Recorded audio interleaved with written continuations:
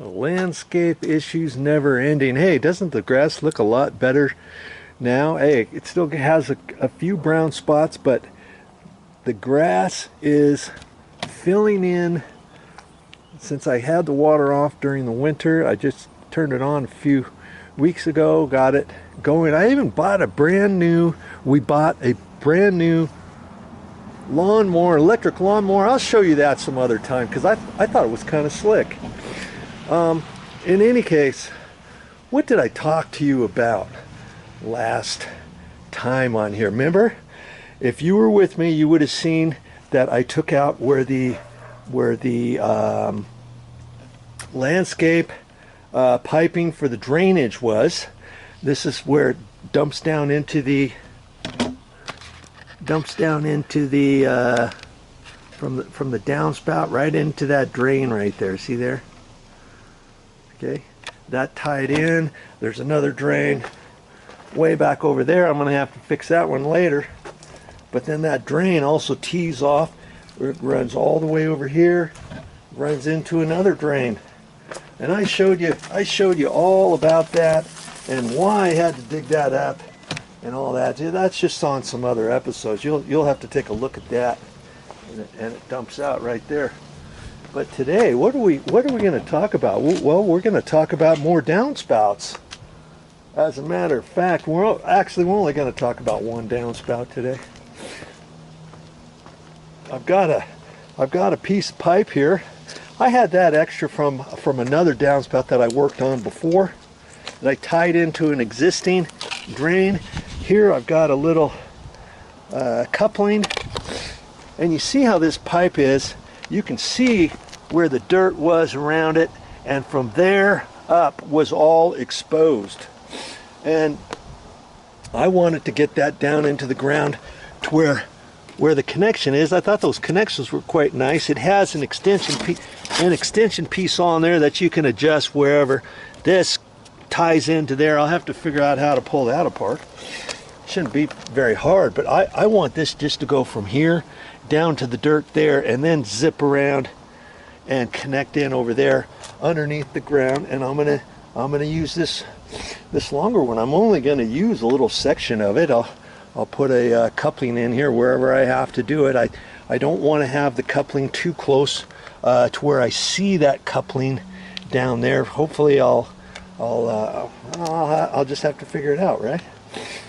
And then I'm gonna backfill that. And things I want to point out are, hey, when you start getting ready to dig, don't just get out here like a bull in a china shop with a pick and a big old huge shovel. Give me at it. I'll just start wailing, because if you do, you may run into an existing drip irrigation line. You may end up running in and snapping off a little 1/4 inch tubing off a 3/4 inch.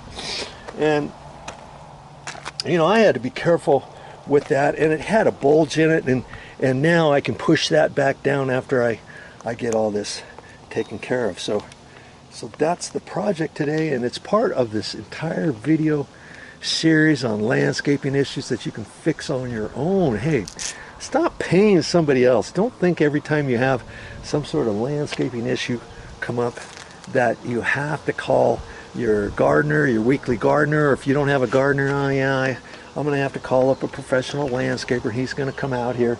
You know, every time you call somebody up, he's gonna take money out of your pocket. And this day and age, it's probably gonna be $75 to $100 per hour or per job. And you pay him, and in an hour he's done. You ended up paying him $250 for what? You know, that's why I've been doing all of this stuff on my own. Okay, and you know, I'll keep making videos. I'm not done by a long shot just yet. I still have to do some other stuff here. I'm gonna have to backfill the ditch, trench a little bit better where that drainage line was, and then I'm gonna do some other stuff over here, and I'm even gonna be replacing these lights, landscape lights, and they're tied into an electrical line. Look at all this jumble of wires. If you don't know how to do that, have I ever installed a landscape light fixture before? Have I? Well, the answer is no, but I'm not going to let that stop me from fixing, from taking this one out and adding some other ones. In fact, there used to be another one of those over here, and it broke and it snapped off because this big monster root took care of the bottom of it, and I had to take that out. I even put this little wire nut on here and this one on here for just temporary until I get the other lights out here. And the good thing with the new lights, I don't, just because all these wires and gobbledygook are right there, that doesn't mean I have to put the new light fixture there. Landscaping light. You know, Momi got like 8 new landscape lights. I don't know if we're going to end up using 8 over here. Before there was only 2. We may end up putting 3 here. We might even put one over here. Right now there's only 1 light here, and it's an up light. I don't even know why it's facing that way, because it's shooting over this way. Initially it used to shoot up underneath that bush. But we might put a couple over there. In fact, we might put a couple over there, and my landscape electrical lights, the wiring goes underneath this driveway, and it goes over to a time clock over there, so I know I can tap into the wires over there. And I might even put a couple lights over there. I think that might look kind of nice. And you know, that'll be up on some upcoming videos. But for today, yeah, I'm going to take care of this right here.